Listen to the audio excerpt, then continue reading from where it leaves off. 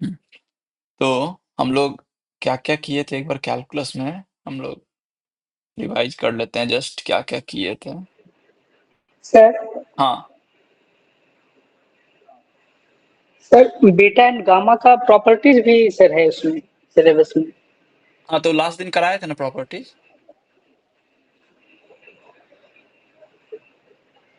वही प्रॉपर्टीज।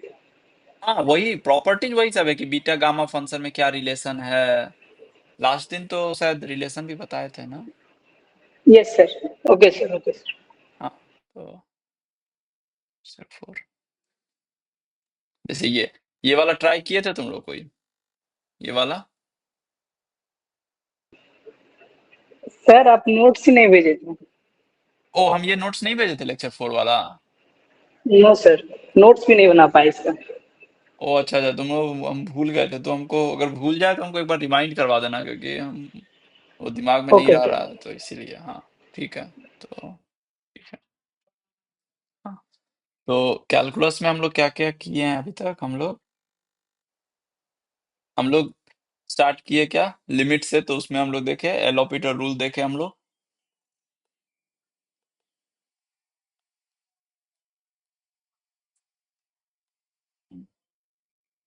उसके बाद हम लोग देखे क्या डिफरेंट काइंड ऑफ एप्लीकेशन ना। तो एल हॉपिटल रूल में क्या होता है कि अगर हम लोग को limit x tends to a f of x by g of x निकालना है, तो अगर ये इन्फिनिटी बाई इन्फिनिटी के फॉर्म में हो या 0/0 के फॉर्म में हो लिमिट, तो हम लोग क्या हो जाता है इस लिमिट का वैल्यू, अगर इस फॉर्म में रहेगा तो हम लोग इसको डेरिवेटिव कर देंगे ऊपर नीचे f prime x by g prime x। ठीक है। तो ये हम लोग देखे थे एल हॉपिटल रूल। उसके बाद हम लोग देखे क्या रोल्स थ्योरम ना। रोल्स थ्योरम देखे। हाँ, इसमें क्या देखे हम लोग कि अगर f मेरा कंटिन्यूअस है on closed interval A B और डिफरेंशिएबल है on open interval A B, then एक c मिलता है ए बी में such that f prime c बराबर क्या होता है 0। F of P minus F of A upon नहीं, रोल्स थ्योरम है वो, तुम जो बोल रहे हो लैग्रेंज मीन वैल्यू थ्योरम है।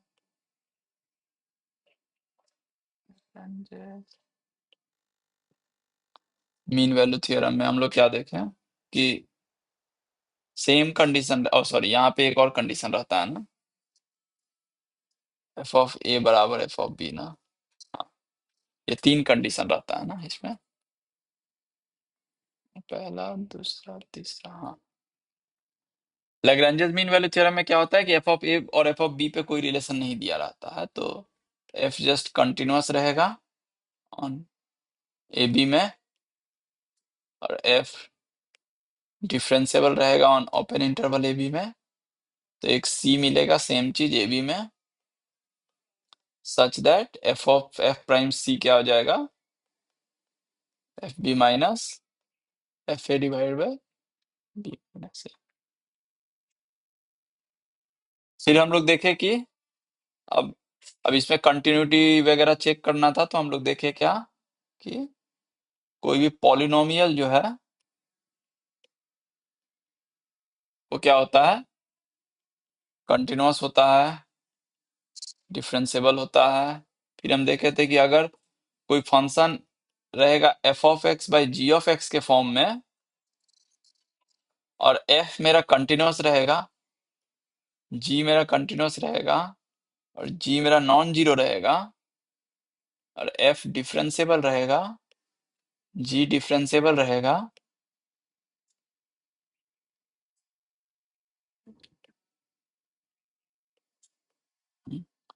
और जी नॉन जीरो रहेगा।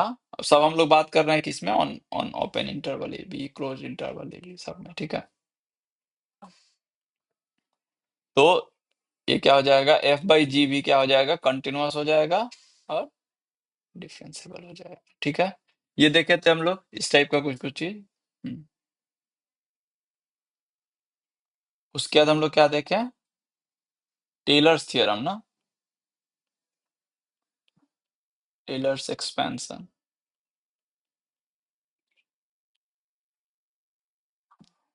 इसमें हम लोग क्या देखे थे कि कोई भी अगर फंक्शन है जो कि इनफाइनाइट टाइम्स डिफरेंशिएबल है, तो एफ ऑफ एक्स, तो एक्स इक्वल टू ए के अराउंड टेलर सीरीज लिखते हैं क्या, F of a plus F prime A into x minus A plus F double derivative A by 2 factorial x minus A square plus nth derivative by n factorial. ये था ना, तो इसी को हम लोग लिख सकते हैं क्या, इसी को हम लोग शॉर्ट नोटेशन में लिख सकते हैं, समेशन नोटेशन में, कि f of a plus f at i at a by i factorial into x minus a और आई। ठीक है, और उसके बाद क्या देखे, मैक्लोरियन सीरीज देखे थे ना।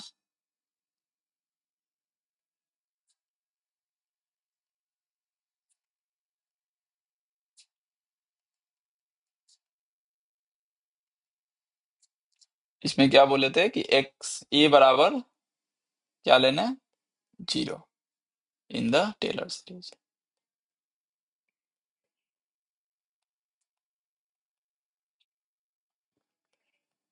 ठीक है, ओके, ये देखे थे। उसके बाद फिर हम लोग आ गए क्या, रीमान सम रीमान इंटीग्रेशन में। सो उसके बाद हम लोग देखे क्या, रीमान सम देखे, इम्प्रॉपर इंटीग्रेशन देखे, गामा फंक्शन देखे, और ठीक है, इतना किए हम लोग ना। तो ये सब तुम लोग एक बार अपना एक बार अच्छे से रिवाइज वाइज कर लेना। ठीक है, तो आज जो हम लोग शुरू करेंगे, हम लोग अब लीनियर अलजेब्रा शुरू करेंगे। ठीक है, सर गामा फंक्शन में एक प्रूफ दिए थे सर। हाँ कौन सा बोलो। लिमिट 0 से 1 log 1 by X n minus 1 dx। 4 में, हाँ ये वाला। यस सर, ऊपर वाला हो गया था, नीचे वाला नहीं हुआ। अच्छा ये नहीं हुआ, ठीक है, तो देखते हैं, इसको नहीं देख सर। लेते हैं, इसको फिर देख ही लेते हैं अभी हम लोग।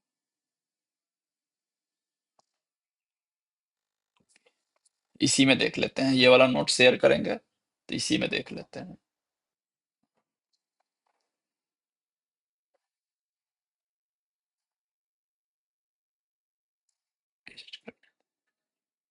आ गया।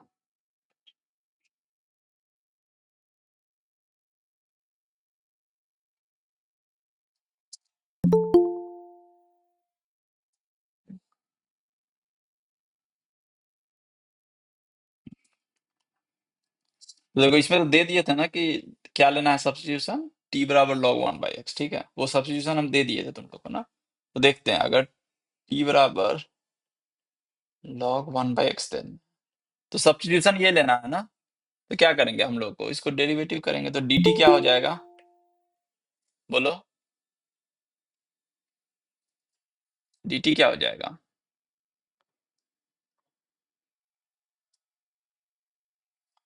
तो ये क्या है, log ऑफ 1 बाई एक्स है ना, तो log of F of x, इसका डेरिवेटिव लेंगे डी बाई डी एक्स, क्या हो जाएगा ये, चेन रूल लगाएंगे ना, क्या होगा बोलो, 1 by F of x into D by D x of F of x ना, यही होता है ना चेन रूल।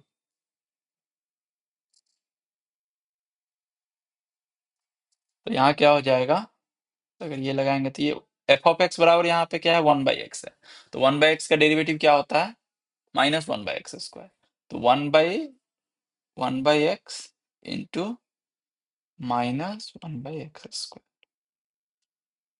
तो ये क्या हो जाएगा, ये हो जाएगा तुम्हारा, तो ऊपर में x आ जाएगा इंटू -1/x²। तो फाइनली क्या आ रहा है, -1/x।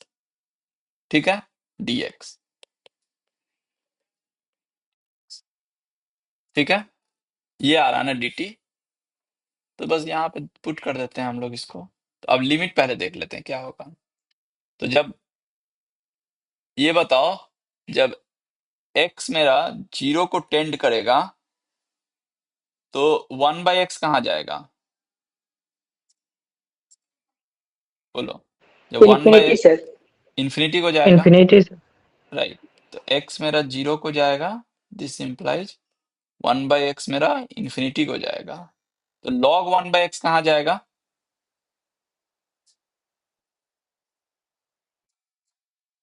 log 1/x कहाँ जाएगा,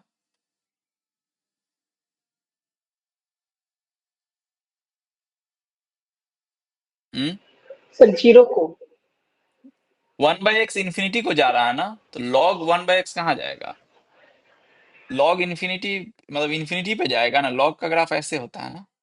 तो जैसे जैसे x इन्फिनिटी की तरफ जा रहा है, तो वैसे वैसे log भी इन्फिनिटी की तरफ जा रहा है ना। तो 1/x है ना अभी, तो 1/x अभी तुम्हारा इन्फिनिटी की तरफ जा रहा है। तो log 1/x भी कहाँ जाएगा, इन्फिनिटी की तरफ जाएगा ना। इन्फिनिटी। ठीक है, तो ये क्या हो गया, इन्फिनिटी। तो लोअर लिमिट क्या हो गया, इन्फिनिटी है। अच्छा, जब x तुम्हारा 1 को जाएगा तो 1/x कहाँ जाएगा, -1। x अगर 1 है तो 1/x क्या होगा, 1 होगा ना वो भी। 1 होगा सर। हाँ, तो log 1/x क्या हो जाएगा, 0 हो जाएगा सर। 0। तो लिमिट क्या आ रहा है, इन्फिनिटी टू 0 ना। ठीक है, तो अब देखो, अभी अगर इसको पुट करेंगे अगर हम लोग, तो ये क्या है, इन्फिनिटी टू 0। अब क्या, log 1/x to the power n minus one, log 1/x को हम लोग t माने हैं, तो t to the power n-1। अच्छा, अब देखो dx, यहां से अब dx निकाल लेते हैं, तो dx क्या हो जाएगा यहां से, -x dt हो जाएगा ना। लेकिन हमको t के टर्म में सब कुछ रखना है ना। तो x का वैल्यू क्या हो जाएगा यहां से, बताओ तो। x का वैल्यू क्या होगा t के टर्म में, यहां से अगर x निकालेंगे तो क्या आएगा,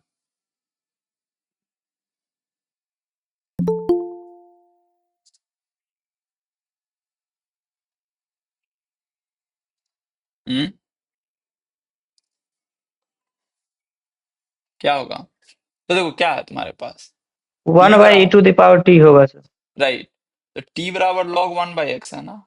तो 1/x क्या हो जाएगा, 1/x पहले लेंगे, 1/x लेंगे तो क्या हो जाएगा, e to the power t हो जाएगा ना। तो x क्या हो जाएगा, e to the power -t ना, 1/e to the power t, so that is e to the -t।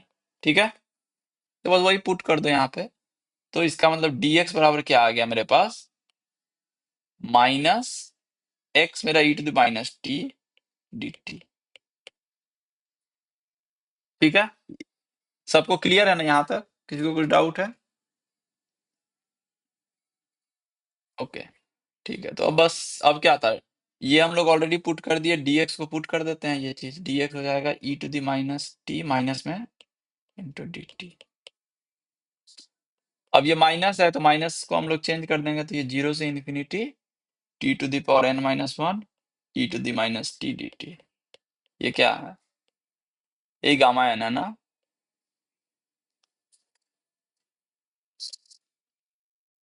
ये हो गया ना प्रूफ।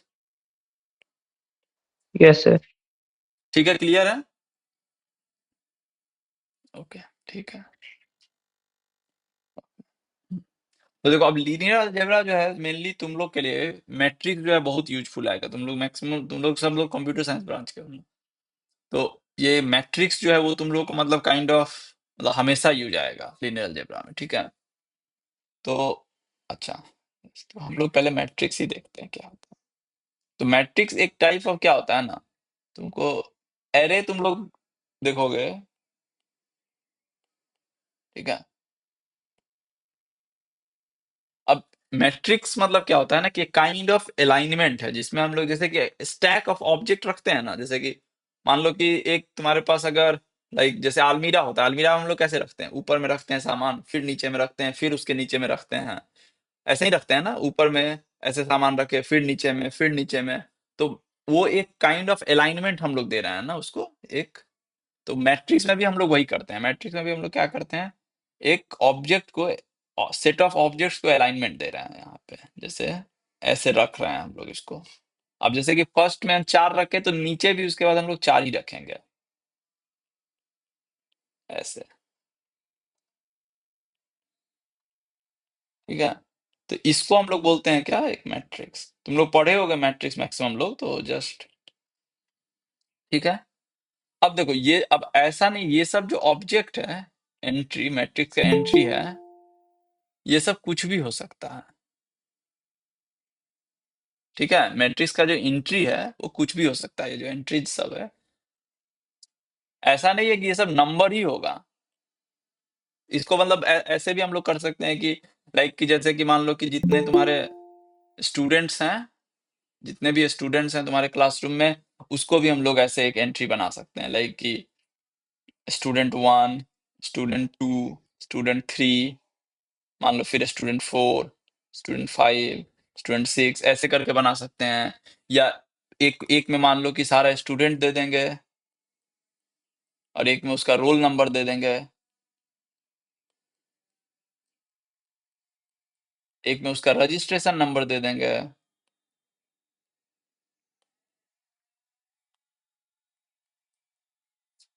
फिर फादर्स नेम दे सकते हैं।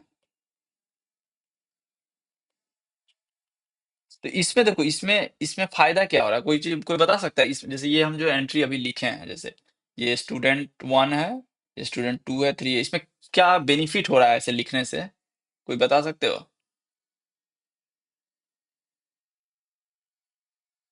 जस्ट कुछ गेस, क्या हो, सर क्या एक फायदा? ऑर्डर फॉलो कर रहा है। एक ऑर्डर फॉलो कर रहा है, ठीक है, लेकिन क्या इससे बेनिफिट क्या मिलेगा?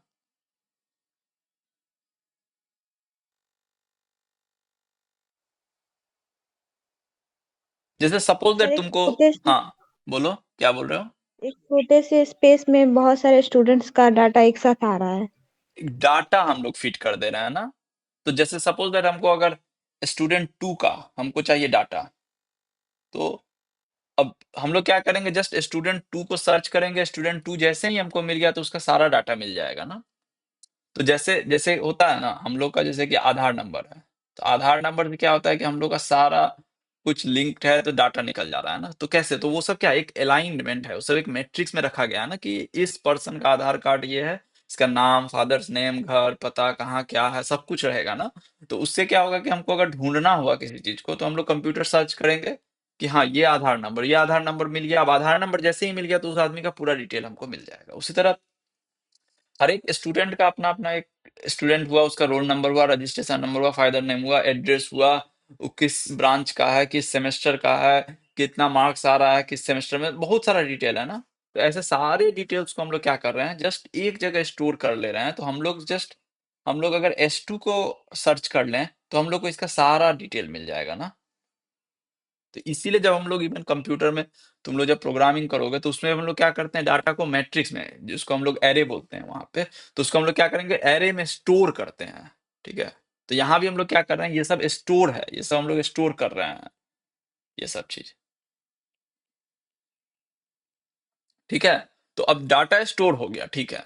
तो अब डाटा को हम लोग स्टोर हो गया, तो अब हमको इसको पता होना चाहिए ना कि कैसे डाटा को रिकॉल करेंगे हम लोग, ये भी तो पता होना चाहिए ना कि, ठीक है। अगर हमको सपोज दैट जैसे बोलना है कि ये एंट्री क्या है, तो अब तो हम ऐसे कैसे बोलेंगे इस एंट्री को, कुछ तो नाम देना होगा ना। तो इसीलिए हम लोग क्या करते हैं, एंट्री का नंबरिंग कर देते हैं। तो क्लेवर नंबरिंग क्या होगा, अगर तुम लोग को बोला जाए नंबरिंग करने, तो कैसे नंबरिंग करोगे? एक तो हो सकता है 1 2 3 4 5 6 7 8 9 10 11 12। एक तो ये नंबरिंग हो सकता है, और कुछ नंबरिंग जो मतलब क्लेवर वे ऑफ नंबरिंग क्या हो सकता है यहाँ पे? RIJ sir sir. इसको ना रो और कॉलम में से बांट देंगे। हाँ, तो मतलब कि हम लोग क्या मतलब, अब देखो तुम लोग तो चलो, तुम लोग रो कॉलम नाम सुने हो, तो मतलब कोई भी आदमी जो इवन जो मतलब नहीं भी पढ़ा लिखा होगा, वो भी क्या करेगा, वो भी कैसे नंबरिंग करेगा? ठीक है, ये पहला में है तो इसको हम लोग 1 का 1 दे देते हैं, 1 का 2 दे देते हैं, 1 का 3 दे देते हैं, 1 का 4 दे देते हैं। ये दूसरा में है तो 2 का 1, 2 का 2, 2 का 3, 2 का 4 दे देते हैं। ऐसा ही नंबरिंग करते हैं ना, जब हम लोग जनरली अगर नंबरिंग करते भी हैं किसी चीज को, तो ऐसा ही जनरली नंबरिंग करते हैं ना कि अच्छा 1 पहला ब्लॉक में, तो इसको 1 के साथ नंबरिंग कर देते हैं, 1A 1B 1C 1D। दूसरा के साथ नंबरिंग है तो दूसरा ए, दूसरा 2, दूसरा 3, दूसरा 4। ठीक है, अब ये 1 हो सकता है कि तुम जनरल नंबरिंग में कुछ और ले लो, ठीक है, बट हम लोग नंबरिंग ये एक नेचुरल वे है ना कि हाँ, अगर हमको कुछ भी अब निकालना हो, 2 2 निकालना हो, तो हम लोग अच्छा ठीक है, दूसरा में जाएंगे और उसका दूसरा एंट्री में जाएंगे, तो मतलब ये एंट्री मिल जाएगा। तो इस तरह से हम लोग मैट्रिक्स को एंट्री वाइज लिखते हैं। तो अगर ए मेरा हुआ, ठीक है, अगर से है, तो हम लोग इसको, और ये दो चीज है, ठीक है, इसको हम लोग क्या बोलते हैं? कॉलम। कॉलम। और इसको रो। रो। ठीक है, तो अब क्या हो गया, अब हमारे पास एक मैट्रिक्स आया जिसमें हमारे पास क्या रहेगा, रो रहेगा और कॉलम रहेगा। ठीक है, तो कॉलम्स और रो से ही मैट्रिक्स बनता है। अच्छा, अब हर एक मैट्रिक्स का, अब कितना रो है कितना कॉलम है, उसके अनुसार हम लोग उसको एक मैट्रिक्स का साइज दे सकते हैं। ठीक है, तो जैसे मान लो कि अगर मेरे पास ये है, तो इसमें कितना कॉलम्स है? ये कॉलम्स डिनोट कर रहा है, ये 4 सर और 4। रो 3 3। ठीक है, तो इस मैट्रिक्स को हम लोग क्या लिखते हैं, हम लोग यहाँ पे कैसे नंबरिंग दे रहे थे, तो रो वाइज नंबरिंग दे रहे थे ना, 1 रो में 4 कॉलम, सेकेंड रो में 4 कॉलम, तो इसको हम लोग नंबरिंग भी वैसा ही दे देते हैं, रो वाइज कॉलम। तो ये जहाँ पे रो डिनोट करता है नंबर ऑफ रोज, और ये डिनोट करता है number of columns.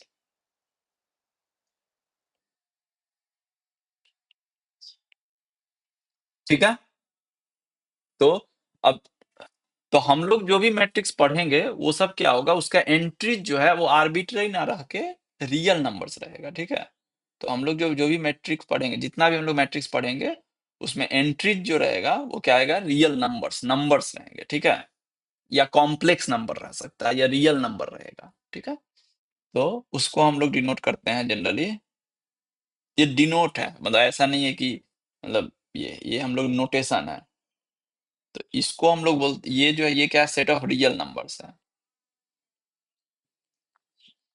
Set of numbers. ठीक है, ये क्या हुआ, ये हुआ सेट ऑफ ऑल मैट्रिसेस।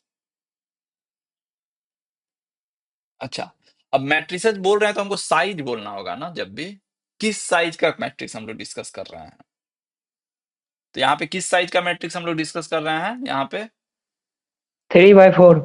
हाँ नहीं, यहाँ पे एम एन आर में, अगर हम लोग, अगर तुमको गेस करना हो कि एम एन आर में अगर ये सेट ऑफ ऑल मैट्रिसेस है तो साइज इसका क्या होना चाहिए, n cross n। N cross N.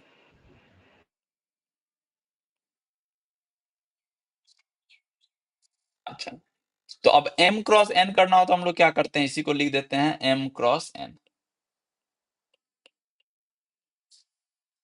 With real entries.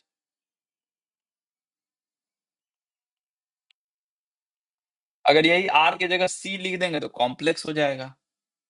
ठीक है, अच्छा ये क्या हो गया, ये क्या हो जाएगा, ये बोलो कोई, m क्या होगा,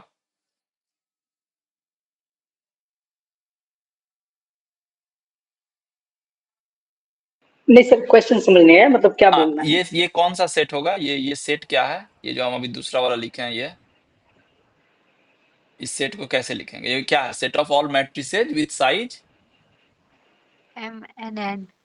हाँ, मतलब रो कितना हुआ उसमें?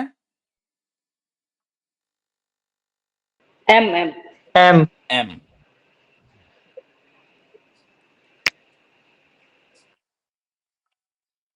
ठीक है, विद रियल एंट्रीज। ठीक है, तो ये हुआ नंबर ऑफ रोज और ये हुआ नंबर ऑफ कॉलम्स। ठीक है, तो ये हम लोग बहुत बार यूज करेंगे, तो अभी हम बोल दिए ये हम लोग नोटेशन, हम लोग देखेंगे ऐसे सब नोटेशन को हम लोग। ठीक है, तो अब देखो, अब मैट्रिक्स तो हम लोग सीख गए कि मैट्रिक्स क्या हो रहा है। ठीक है, अब मैट्रिक्स में क्या होता है ना, कि तुम्हारा मैट्रिक्स जैसे ही आया तो मैट्रिक्स में कुछ कुछ तुम लोग जैसे मैट्रिक्स, जैसे तुम लोग सब लोग तुम लोग मैट्रिक्स देख चुके हो। ठीक है, अब कहाँ पे देखे हो? तो बहुत ऑफकोर्स मैट्रिक्स के फॉर्म में भी देखे हो, अलग भी फॉर्म में देखे हो। तो हम लोग कुछ कुछ मैट्रिक्स का कुछ कुछ स्पेशल मैट्रिक्स है, उसको हम लोग नाम दे देते हैं। ठीक है, तो ये हो गया।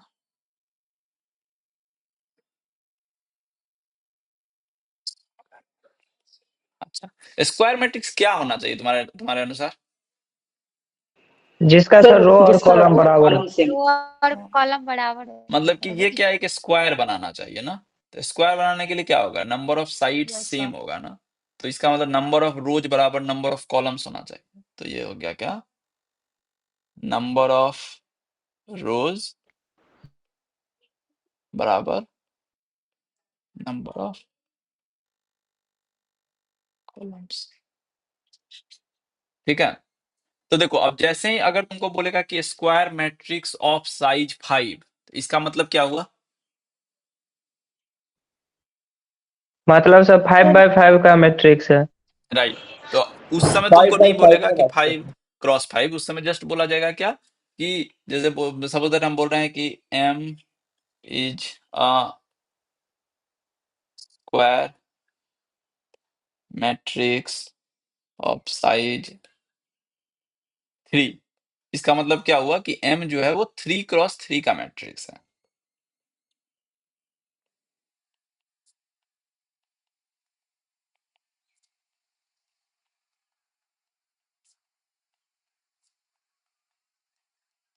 ठीक है, अच्छा अच्छा, तो स्क्वायर हो गया, तो अब दूसरा क्या होना चाहिए? जहां पे इक्वल ना हो उसको क्या बोलेंगे? अगर इसको स्क्वायर बोल रहे हैं तो रेक्टेंगुलर मैट्रिक्स। रेक्टेंगल बोलेंगे उसको हम लोग।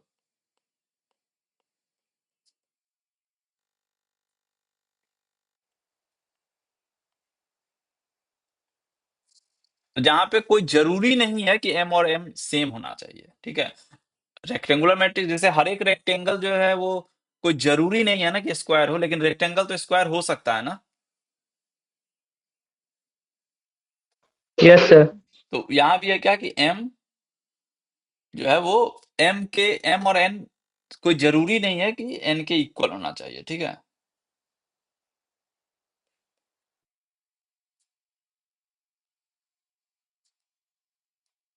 ठीक है, तो यहाँ पे जब भी अगर मिला रहेगा तो लिखा रहेगा कि m is a matrix of size 3x4, इस टाइप से। मतलब कितना रोज हुआ? 3 रोज और 4 कॉलम्स। ठीक है,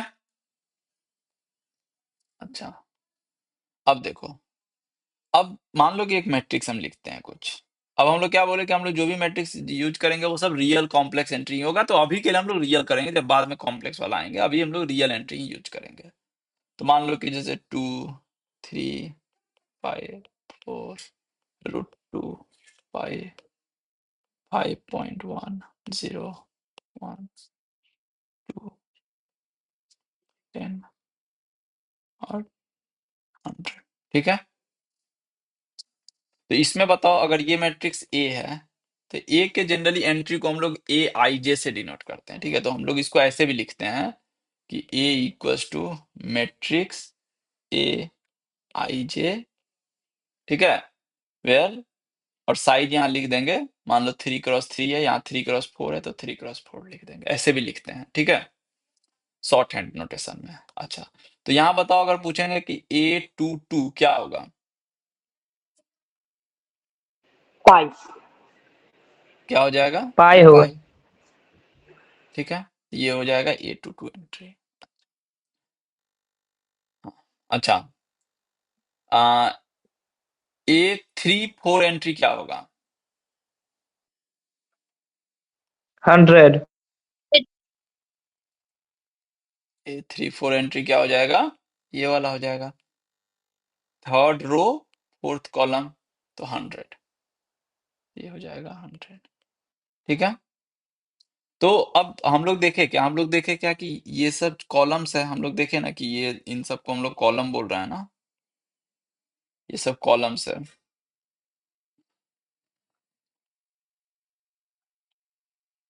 ये सब कॉलम्स है ना, तो ये सब कॉलम्स हैं, तो ये सब क्या है, देखो ये सब एंट्री क्या हो रहा है, जैसे कि A B C के फॉर्म में लिख रहे हैं ना इसको, तो इसको हम लोग वेक्टर बोल देते हैं। इन सबको हम लोग क्या है, ये इसको बोल दिए कॉलम वेक्टर।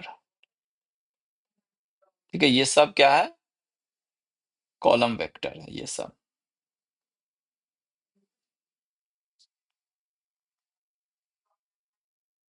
ठीक है, तो दूसरा क्या होना चाहिए, अगर ये कॉलम वेक्टर है तो दूसरा वाला क्या होना चाहिए?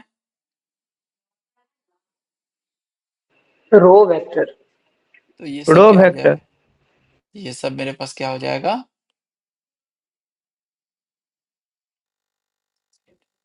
ये और ये सब क्या हो जाएगा। ठीक है, तो इसका मतलब है कि कोई भी मैट्रिक्स है उसमें क्या होता है, रो वेक्टर्स एंड कॉलम वेक्टर्स। ठीक है, सर हाँ। सर यहाँ पे जो ये कॉलम में जितने भी एंट्रीज हैं हम्म, उसको हम यहाँ पे वेक्टर कर रहे हैं। इसके पीछे कोई स्पेशल रीजन है, कोई पर्टिकुलर रीजन है, या फिर ऐसे ही हम कह देते हैं? हाँ रीजन है ना, क्योंकि देखो इसको हम लोग अभी आगे में एक चीज पढ़ेंगे, अभी हम लोग अभी थोड़ा देर मतलब 1-2 दिन बाद पढ़ेंगे वेक्टर स्पेस। ठीक है, तो वहां पे एक आएगा, और यहाँ पे क्या है, देखो इसको अगर हम लोग लिखेंगे तो ये क्या है, 2√2 1, ऐसे है ना, पहला एंट्री √2√2 1। तो ये जो है इसको हम लोग जैसे कि 2/2 में सोचो, पहले 3/3 में बाद में आते हैं, जैसे कि ये सोचो 2 1 3 4। ठीक है, तो अगर इसको देखेंगे 2 3 को, तो इसको हम लोग क्या करते हैं ना, इसको हम लोग R2 में प्लॉट कर सकते हैं। ठीक, ठीक है, तो ये इसका मतलब हुआ कि 2 3 एंट्री, मतलब हम लोग 2 3 एंट्री ले रहे हैं, मतलब ये इसका मतलब हुआ कि इस वेक्टर के बारे में हम लोग बात कर रहे हैं। ठीक है, ये 2 3 वेक्टर 1 4 हो गया, 1 4, तो मतलब हो गया कि हम लोग इस वेक्टर के बारे में बात कर रहे हैं। ये हो गया 1 4। ठीक है, तो इसीलिए इसको हम लोग क्या बोलते हैं, इसको इसीलिए हम लोग इसको वेक्टर बोलते हैं। ठीक है, yes sir, got it sir. तो यही, अगर ये 3 है तो हम लोग इसका मतलब कि एक प्लेन में बात कर रहे हैं, स्पेस में, सॉरी, R3 में। सिमिलरली 4 रहेगा तो R cross R cross R cross R में, मतलब R4 में बात करते हैं। ठीक है, ओके। तो ये हो गया तुम्हारा कि मैट्रिक्स में कॉलम वेक्टर, रो वेक्टर। अच्छा, अब दो जो है तुम्हारा स्पेशल मैट्रिक्स जो होता है, एक बहुत स्पेशल मैट्रिक्स है जो हम लोग बहुत बार यूज करेंगे, जिसको हम लोग बोलते हैं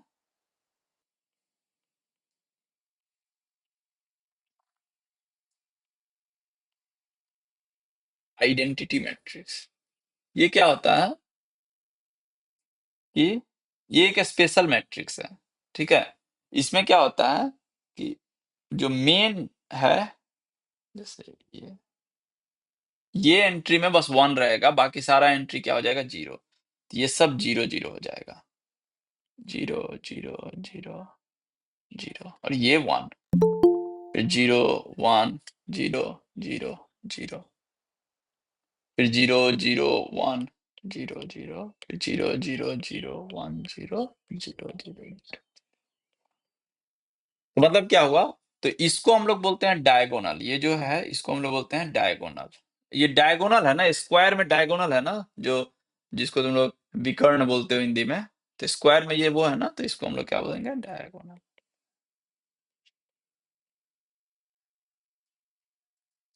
तो आइडेंटिटी मैट्रिक्स में क्या हो रहा है कि डायगोनल में 1 हो रहा है, बाकी सारा एंट्री 0 हो रहा है ना। तो स्क्वायर आइडेंटिटी मैट्रिक्स जो होगा वो हमेशा क्या होगा, एक स्क्वायर मैट्रिक्स होगा।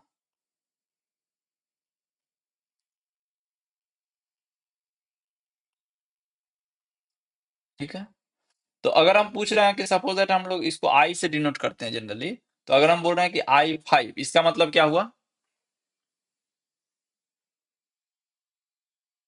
मतलब सर 5 by 5 का मैट्रिक्स है और डायगोनल उसका 1 है।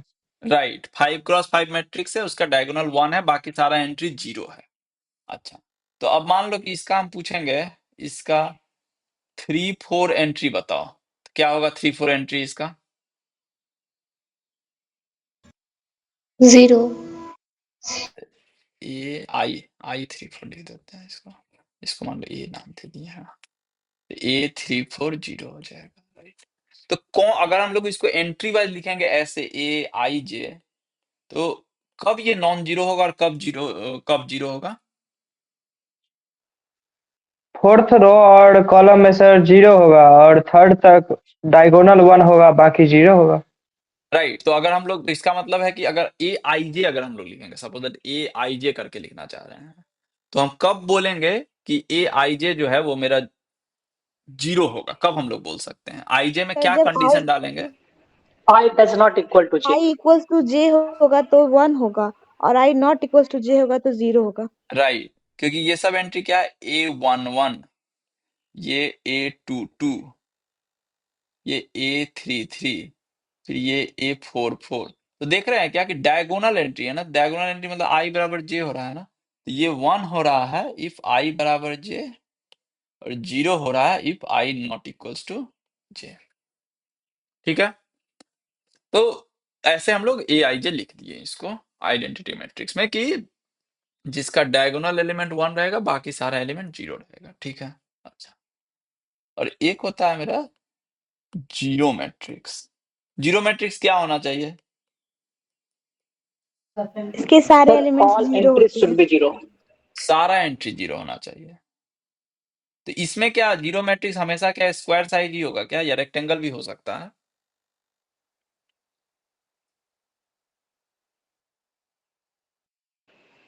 सर रेक्टेंगल भी हो सकता है। हो सकता है ना। तो इसमें मतलब है कि अगर यस सर। इसको हम लोग बोलेंगे zero matrix of size M×N, मतलब कि मैट्रिक्स का साइज M×N रहेगा और सारा क्या रहेगा, 0। अच्छा, ये 1 नहीं है, ये क्या है, मतलब कि ये कॉलम्स है ना, तो सारा कॉलम्स में क्या है, 0 रहेगा, इसका मतलब हुआ। तो सारा कॉलम अगर हम लोग 0 बोल दिए तो सारा रो ऑटोमेटिक 0 हो गया ना। Yes sir. तो अगर हम तुमको अगर बोलेंगे कि एक मैट्रिक्स है जिसका हम लोग सारा कॉलम दे रहे हैं, तो तुम लोग सारा रो बता सकते हो उस मैट्रिक्स का ना। Yes sir. और अगर सारा रो देंगे तो सारा कॉलम भी बता सकते हो ना। Yes sir. राइट, तो हम लोग अभी देख लिए क्या, रो वेक्टर्स देख लिए, कॉलम वेक्टर देख लिए, स्क्वायर मैट्रिक्स देख लिए, जीरो मैट्रिक्स देख लिए, तो कुछ कुछ हम लोग स्पेशल स्पेशल मैट्रिक्स देख लिए। ठीक है, अच्छा, तो अभी देखो, अभी मान लो कि तुम्हारे पास एक मैट्रिक्स है। अब एक मैट्रिक्स तो एक मैट्रिक्स है, मान लो लिए हम लोग कुछ एक मैट्रिक्स ले लेते हैं, मान लो 2 3 4 1 5 0। ठीक है, और एक दूसरा मैट्रिक्स है, कुछ है मैट्रिक्स मान लो, जिसका साइज M×N है, हमको पता नहीं क्या साइज है, और इसका A का साइज क्या होगा, A का साइज क्या होगा, 2/3। 2/3।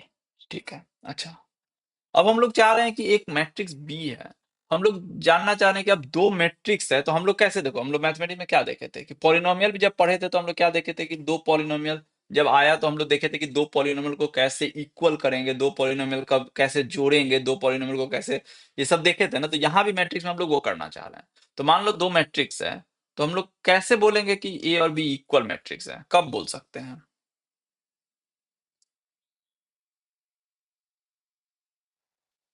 जब उसका सारा एलिमेंट सर एक दूसरे के इक्वल हो जाएगा, मतलब सारा ए आई एलिमेंट, जे हाँ, A I J बराबर उस साइड का भी ए आई जे लिख लेंगे, वही पर इक्वल एलिमेंट। अच्छा, तो ठीक है, अगर तो सपोज दैट अगर हम लोग ये लेते हैं, जैसे ये हुआ और एक मैट्रिक्स लिए हैं हम लोग, क्या 2 3 4 1 5 0 0 0 1। सपोज दैट ये एक मैट्रिक्स लिखे हैं, ये क्या दोनों इक्वल है क्या?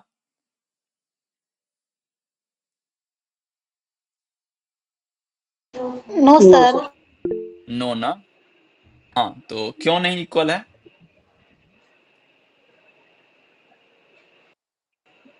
सर जो बी मैट्रिक्स है उसमें कॉलम एक एक्स्ट्रा है, एक रो वो एक्स्ट्रा है, थ्री उसमें, सॉरी रो, यस। तो इसका मतलब है कि लेकिन ऐसे तो सब इक्वल है ना, ये दोनों एंट्रीज तो इक्वल है ना इसके, ये तो इक्वल है ना यहाँ पे, यस सर। तो इसका मतलब कि कुछ और कंडीशन होना चाहिए ना, क्या कंडीशन सर होना चाहिए ऑर्डर कुछ भी और? सेम होना चाहिए। ऑर्डर भी सर का सेम होना ऑर्डर भी चाहिए सेम ना, है। तो हम लोग क्या यस। देखें कि ए बराबर बी होगा इफ ऑर्डर ऑफ ए बराबर ऑर्डर ऑफ बी ना, मतलब रोज ऑफ ए नंबर ऑफ, तो मान लो कि अगर इसको ऐसे लिखते हैं ए m1 क्रॉस n1 बराबर बी m2 क्रॉस n2 है, तो क्या होना चाहिए m1 बराबर m2 एंड n1 बराबर n2 ना, दोनों होना चाहिए ना साथ में, नंबर ऑफ रोज और नंबर ऑफ कॉलम सेम होना चाहिए पहला चीज। अच्छा, और दूसरा चीज क्या होना चाहिए जो तुम लोग बोले, ए आई जे बराबर बी आई जे होना चाहिए फॉर ऑल आई जे ना।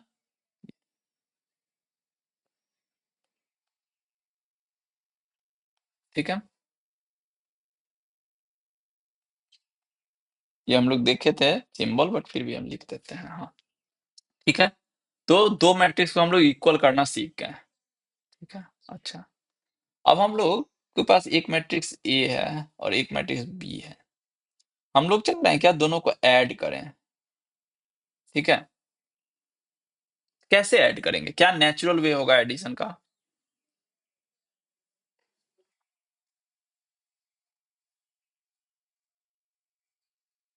अगर दो मैट्रिक्स होगा तो कब हम लोग कैसे ऐड कर सकते हैं मैट्रिक्स को? सर दोनों मैट्रिक्स के जो रो और कॉलम होगा, उन दोनों एंट्रीज को एक साथ ऐड करना होगा। एक साथ करना होगा, तो इसका मतलब है कि ऐड करने के लिए कुछ कंडीशन होना चाहिए ना। Yes sir. क्या कंडीशन होना चाहिए? सर मैट्रिक्स ए के फर्स्ट एलिमेंट को मैट्रिक्स हम्म बी के फर्स्ट एलिमेंट से ऐड करेंगे। ओके ठीक है, वो हम चलो 3 4 5 1 2 3 ये ए है मान लो, और बी है 3 7 9 2 1 2 3 4 5 1 0 0। क्या कैसे करेंगे ए और बी को ऐड, बोलो। सर यहाँ भी ऑर्डर सेम होना चाहिए। रो और कॉलम से। हाँ, तो यहाँ भी ऑर्डर क्या होना चाहिए, सेम होना चाहिए ना, तभी हम लोग ऐड कर पाएंगे ना, तभी हम लोग इसको करस्पॉन्डिंग तभी कर पाएंगे ना, कि ये ऐड करेंगे, ये ऐड करेंगे, लेकिन उसके बाद बचा ही नहीं कुछ ना। तो इसका मतलब है कि ये इसके लिए क्या होना चाहिए कि नंबर ऑफ रोज ऑफ ए और बी का सेम होना चाहिए, तो उसको हम लोग बोलते हैं क्या, size of A equal to size of B ना, वही जो ऑर्डर तुम लोग बोल रहे हो, साइज ऑफ ए बराबर, अगर होगा तभी हम लोग ऐड कर पाएंगे ना, नहीं तो नहीं कर पाएंगे, ठीक है। और एडिशन तुम लोग पता है एंट्री वाइज कर रहे हैं, तो इसका मतलब है कि अगर एक मैट्रिक्स है जिसको हम लोग ए आई जे लिख रहे हैं, और बी एक मैट्रिक्स है जिसको बी आई जे लिख रहे हैं, तो ए प्लस बी मैट्रिक्स क्या हो जाएगा?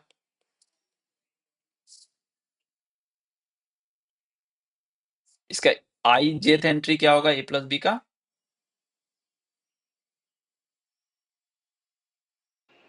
Sir a i j plus b i j. A i j plus b i j, ये हो जाएगा ना। पहला एंट्री ए 11 प्लस बी का पहला एंट्री बी 11, तो आई जे एंट्री क्या होगा, ए का आई जेथ एंट्री प्लस बी का आई जेथ एंट्री, ठीक है। इसी तरह अगर माइनस करना हो तो क्या हो जाएगा? सर बस एडिशन की बीच में जगह माइनस हो जाएगा, सब्ट्रैक्शन प्लस आ पे जाएगा सर। प्लस पे बस माइनस। कुछ अंतर नहीं रहेगा ना, ये प्लस माइनस में कुछ अंतर नहीं रहेगा। ठीक है, ओके, ठीक है, कोई दिक्कत नहीं है इसमें। अभी हम देखो, अभी हम क्या बोले कि तुम लोग सब लोग जो है क्या किया, तुम लोग ऑलरेडी, हम क्या बोले कि तुम लोग सब लोग ऑलरेडी मैट्रिक्स जो है देखे हो, किसी किसी ना किसी फॉर्म्स में तुम लोग मैट्रिक्स देखे हो।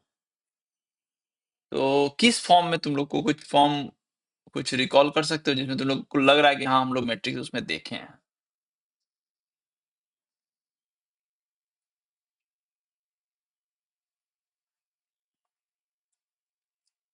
तुम लोग सब लोग सर इक्वेशन सॉल्व किए हो कॉम्पैक्टेड ना? Form. System of equation solve किए हो ना, जैसे दो इक्वेशन दे दिए, suppose that X plus Y बराबर 1, एक्स माइनस वाई बराबर 0, ये हम दो मैट्रिक्स दे दिए हैं, ये दो इक्वेशन दे दिए हैं। ये तो सब लोग सॉल्व किए होने, यहाँ से एक्स और वाई का वैल्यू सब लोग निकाले होंगे ना यहाँ यस से। सर। ठीक है, यस सर। अच्छा, यहाँ से अब हम लोग को क्या है, एक ये क्या है, ये सब भी क्या है, ये डाटा है ना। जैसे डाटा है ना, ये डाटा है ना, जैसे कि मान लो कि तुम सपोज दैट मेरे पास दुकान है, और क्या है कि सॉरी, मेरे पास एक शॉप है, उसमें हम क्या किए हैं, उसमें अभी अभी जो शॉप में क्या होता है कि पैकेट्स मिलता है ना, अभी अभी मतलब लोग बहुत सारे शॉप में या मॉल में तुम लोग देखोगे कि जैसे कि 1 किलो का पैकेट्स रहेगा, आधा किलो का पैकेट रहेगा, वो लोग पैकेट करके, राइस है तो पैकेट्स पैकेट्स में कर देते हैं ना। तो जैसे कि मान लो कि राइस है, पैकेट्स है, यहाँ पे पैकेट कर दिए हैं, पैकेट कर दिए हैं, 1-1 किलो का, एक राइस। फिर मान लो कि कुछ और है, चीनी है, कुछ ऐसे पैकेट्स है। ठीक है, तो अगर हम यहाँ पे, अगर हम पूछेंगे यहाँ पे, इसको अगर हम क्या है कि मैट्रिक्स में समा मतलब सजा सकते हैं क्या, एक्स प्लस वाई बराबर 1, एक्स माइनस वाई बराबर 1, इसको एक मैट्रिक्स में हम लोग सजा सकते हैं क्या? Yes sir. तो क्या होगा मैट्रिक्स, अगर हम बोलेंगे कि इसके इसके लिए हमको एक मैट्रिक्स सोचना है, तो कैसे सोचोगे?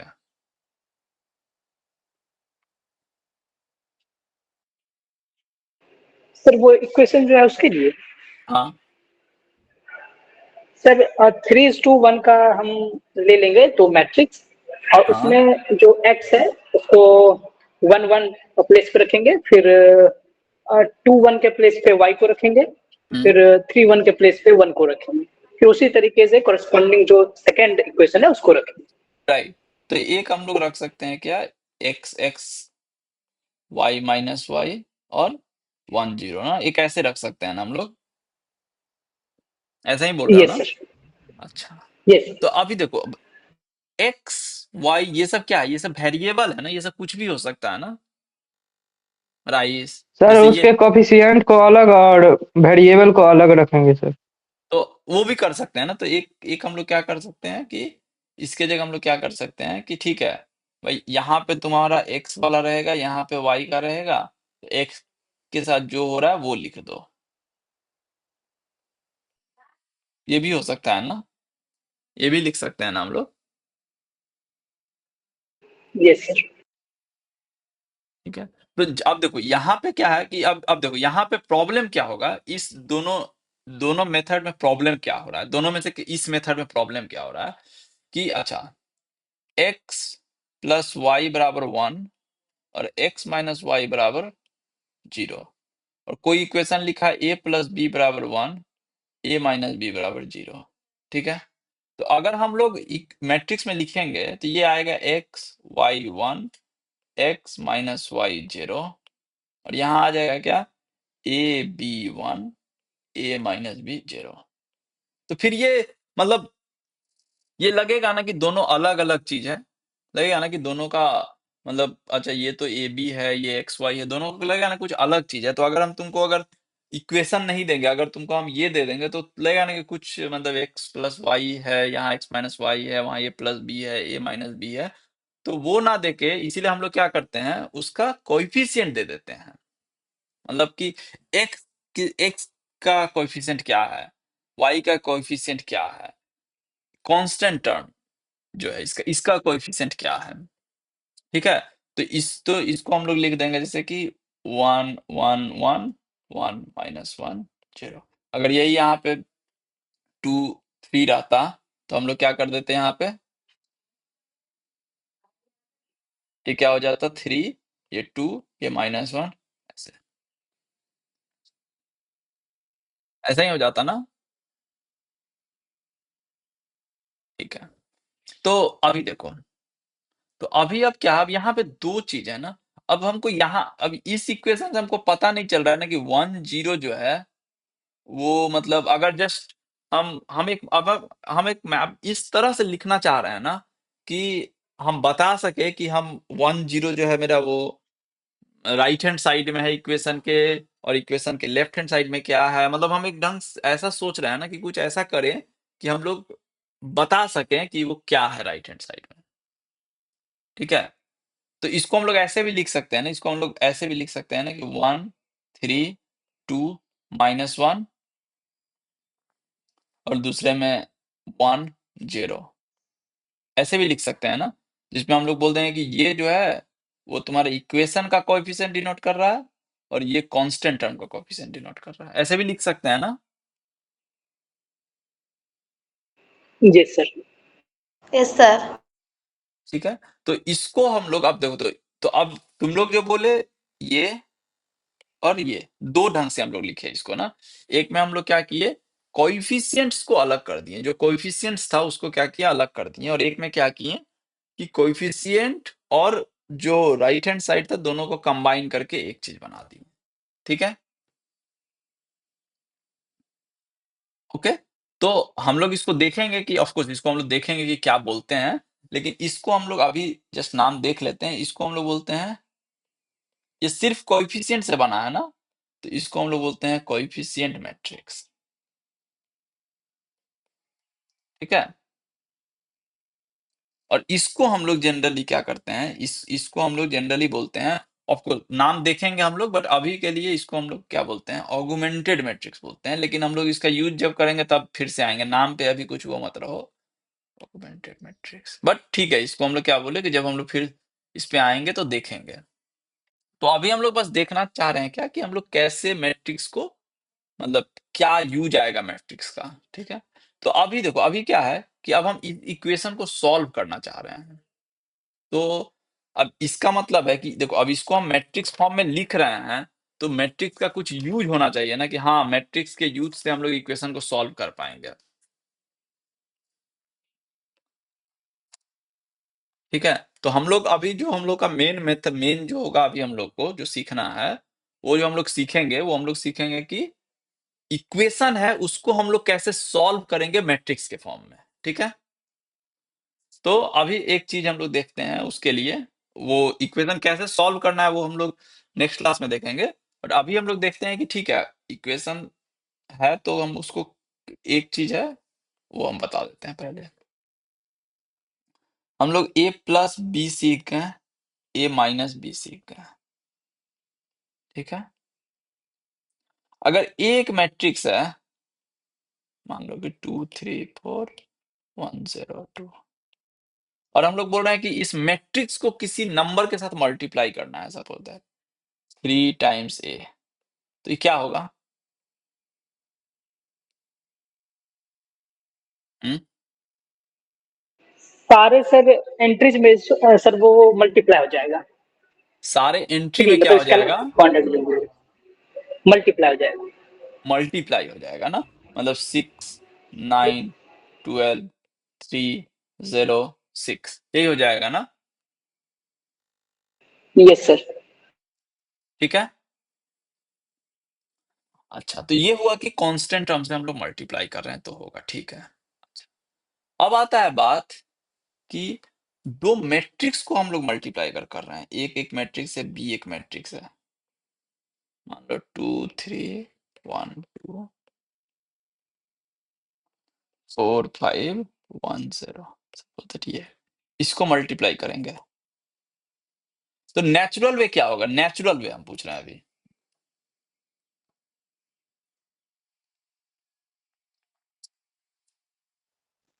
रो 1 को सर कॉलम 1 से मल्टीप्लाई करना पड़ेगा। बट ये तो नेचुरल नहीं है ना। नेचुरल क्या होगा? अगर तुम अभी तो तुमको पता है कि कैसे मल्टीप्लाई करेंगे, इसीलिए तुम बोल रहे हो। बट अगर तुमको मैट्रिक्स मल्टीप्लिकेशन नहीं पता रहता, तो जैसे जोड़ रहे हो, जैसे घटा रहे हो, मल्टीप्लाई भी वैसा ही करते हैं ना। मतलब अगर हम किसी आदमी को यस सर। जिसको मैट्रिक्स नहीं पता है, उसको अगर हम ए प्लस बी बताएंगे, ए माइनस बी बताएंगे, उससे पूछेंगे ए क्रॉस बी क्या होगा, वो क्या बोलेगा? वो बोलेगा 2 into 4, 3 into 5, 1 into 1, 2 into 0। यही बोलेगा ना, यही चीज होना चाहिए ना, नेचुरल। Yes sir. हाँ, तो लेकिन हमको पता है कि हम लोग यस ऐसे सर। नहीं करते हैं। हम लोग क्या करते हैं कि ऐसे करते हैं, इसको इसके साथ करते हैं, इसको इसके साथ करते हैं। तो इसका कुछ होना चाहिए ना कि ऐसा हम लोग क्यों कर रहे हैं, कि यहाँ पे नेचुरली हम लोग बिल्कुल सही। मल्टीप्लाई क्यों नहीं कर रहे हैं, ऐसे जस्ट मल्टीप्लाई क्यों नहीं कर रहे हैं। तो इसका हम लोग देखेंगे, इसका मैट्रिक्स मल्टीप्लिकेशन ज्योमेट्रिक सिग्निफिकेंस देखेंगे। देखो ये तुम लोग के सिलेबस में नहीं है कि मैट्रिक्स का ज्योमेट्रिक मल्टीप्लिकेशन का ज्योमेट्रिक सिग्निफिकेंस क्या है, लेकिन फिर भी हम लोग देख लेंगे कि सो दैट कि यार मतलब कि हम लोग को पता तो होना चाहिए ना कि नेचुरल चॉइस हम लोग क्यों नहीं ले रहे हैं। ठीक है, तो ये हम लोग देखेंगे, ये भी देखेंगे नेक्स्ट में। तो इसीलिए जब तुम लोग मैटलैब करोगे ना, मैटलैब सॉफ्टवेयर सबको पता है ना कि कुछ सॉफ्टवेयर होता है मैटलैब। Yes sir. ये एक सॉफ्टवेयर होता है ना, जिस इसको हम लोग बोलते हैं, इसको हम लोग बोलते हैं, इसका मतलब क्या होता है, मैट और लैब। मैट डिनोट करता है मैट्रिक्स को, और lab for laboratory kind of thing. तो मैट्रिक्स लेबोरेटरी, ठीक है। तो मैटलैब में जब तुमको दो मैट्रिक्स जब लिखोगे ना, ठीक है, सॉरी, हाँ, मैट्रे क्या हो गया जी, हाँ, एक सेकंड रुको, ये ऑन करने दो, डू नॉट डिस्टर्ब। हाँ, ठीक है। तो मैट्रिक्स में जब हम लोग जब ये करते हैं ना, मैटलैब में जब दो मैट्रिक्स है तुम्हारे पास, ए और बी, तो जब हम उसको मतलब मल्टीप्लाई करेंगे ना, तो वहां पे तुमको दो टाइप का मल्टीप्लिकेशन होता है मैटलैब में। एक तो ये जो हम लोग नेचुरल जो सोच रहे हैं, और एक जो तुम लोग को पता है, ठीक है, तो वो वहां पे होता है। तो इसीलिए हम लोग को जानना जरूरी है कि मतलब ए क्रॉस बी का मैट्रिक्स मल्टीप्लिकेशन का मतलब क्या होता है। तुम लोग जस्ट नेक्स्ट क्लास में हम लोग डिस्कस करेंगे, तुम लोग क्यूरियोसिटी के लिए देख सकते हो एक बार। अरे इस पहले हम रेफरेंस बता देते हैं, क्योंकि इस सेक्शन को हम मोस्टली जो है, मतलब मोस्टली क्या है ये, तो हमेशा ही हम लोग यही बुक फॉलो करेंगे इसके लिए। इस सेक्शन के लिए हम लोग एडवांस्ड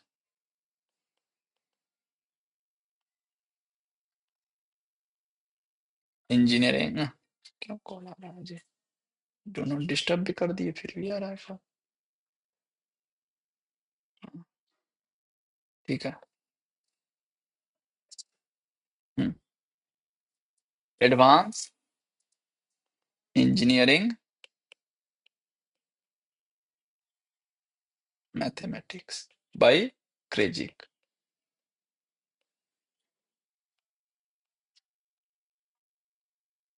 ठीक है, तो ये बुक जो है, इसका फुल नाम है एरविन क्रेजिक, ई क्रेजिक। तुम लोग को मिल जाएगा, गूगल में सर्च करोगे ना, मिल जाएगा।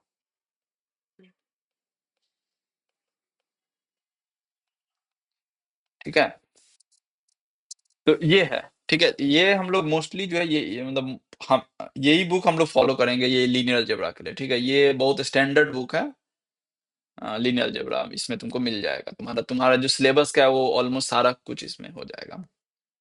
तो यही हमारा मेन बुक रहेगा। हम लोग जो हम तुमको बताएंगे, मैट्रिक्स मल्टी ज्योमेट्रिक जितना चीज हम बताएंगे, वो हम लोग एक बुक है, मतलब वो है गिलबर्ट स्ट्रैंग का। ये तुम्हारा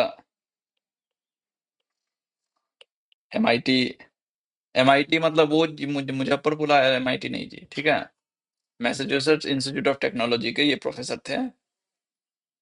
तो ये इनका बुक है, जिससे हम तुमको ज्योमेट्रिक, जब भी हम तुमको ज्योमेट्री बताएंगे ना, कि मैट्रिक्स मल्टीप्लिकेशन का ज्योमेट्री क्या होता है, इसका ज्योमेट्री क्या होता है, तो मोस्टली इनके बुक से ही बताएंगे।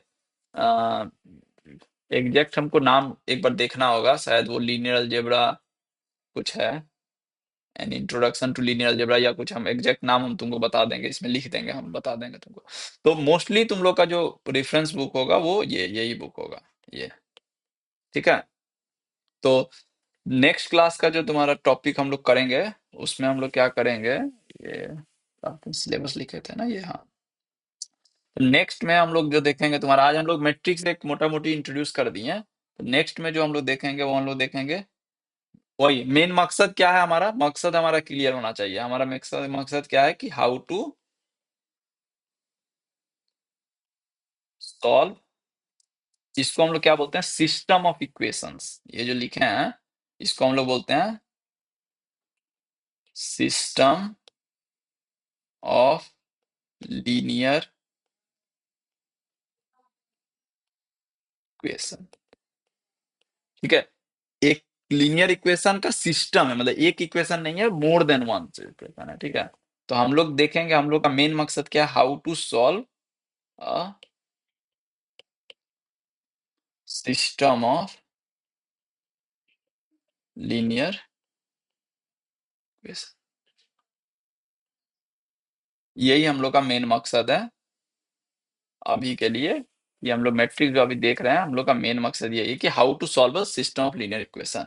तो जस्ट सो दैट कि तुम लोग को नेक्स्ट क्लास में मतलब मजा आए, तो उसके लिए तुम लोग जस्ट जो तुम लोग किए हो, लाइक कि जैसे भी तुम लोग इक्वेशन सॉल्व करना सीखे होगे ना जी, कि सब्स्टिट्यूशन मेथड या कुछ मल्टीप्लाई करते हो, कुछ सब्ट्रैक्ट करते हो, कुछ से मल्टीप्लाई करते हो, फिर माइनस करते हो, ऐसे ऐसे किए थे ना कुछ कुछ इक्वेशन को सॉल्व करने के लिए, कि अगर दो इक्वेशन दे देंगे x plus Y plus Z बराबर 1, 2x plus 3y minus Z बराबर 0 और x minus Y plus Z बराबर 2, इस टाइप का इक्वेशन दे देंगे, तो कैसे सॉल्व तुम लोग करना सीखे हो, लाइक कि मतलब कुछ तो मेथड से सीखे होगे ना, जस्ट उसको एक बार रिकॉल करना कि कैसे सीखे हो। हम लोग उसी मेथड से जनरलाइज करेंगे यहाँ पे उसको इन टर्म्स ऑफ मैट्रिक्स, ठीक है, कि उसको हम लोग कैसे इन टर्म्स ऑफ मैट्रिक्स में लाएंगे, वही हम लोग सीखेंगे। तो तुम लोग को अगर वो याद दिमाग में रहेगा कि हाँ कैसे हम लोग करते थे इक्वेशन सॉल्व, तो फिर यहाँ पे क्या होगा, तुम लोग को वो चीज दिखेगा कि अच्छा ऐसे ही हो रहा है, सिस्टमेटिक वे में हो रहा है, कुछ अलग नहीं है। उसी को जो है हम लोग ये सब जो लिखे हैं ना, elementary operation, Gauss Jordan method, ये सब जो है वही वो सब मेथड से ही काइंड ऑफ आया है। तो हम लोग ये सब देखेंगे। तो नेक्स्ट में जो है हम लोग सीखेंगे एलिमेंट्री रॉ ऑपरेशन से कैसे हम लोग इक्वेशन को सॉल्व करेंगे, ठीक है। ओके, तो हम लोग अब परसों मिलेंगे। सर PDF भेज दीजिएगा। हाँ, पीडीएफ हम भेज देंगे, आज का भी भेज देंगे और उस दिन का भी भेज देंगे, दोनों दिन प्रीवियस का भेज वाला। देंगे। हाँ ठीक है, चलो। सर कल लेक्चर की क्या? हाँ कल ले सकते हैं, क्योंकि कल तो हम फ्री हैं, कल ले सकते हैं। तो अभी क्या है कि कल भी कर ही लेते हैं जी, क्योंकि फिर हम यस सर, 28 यस तारीख सर, को, कल भी क्योंकि करें। 28 को हम फिर हम जा रहे हैं, तो फिर शायद 29-30 को फिर शायद हम नहीं, 29-30 शायद हम फिर नहीं रहेंगे, तो कल फिर कर ही लेते हैं फिर कल। और ओके ऐसे भी सर। लीनियर अलजेब्रा में क्या है कि तुम लोग पढ़े हो ये सब चीज, तो इसमें तुरंत समझ में आ जाएगा चीजें तुम लोगों को। हाँ ठीक है, चलो। Thank you sir, hmm. Bye.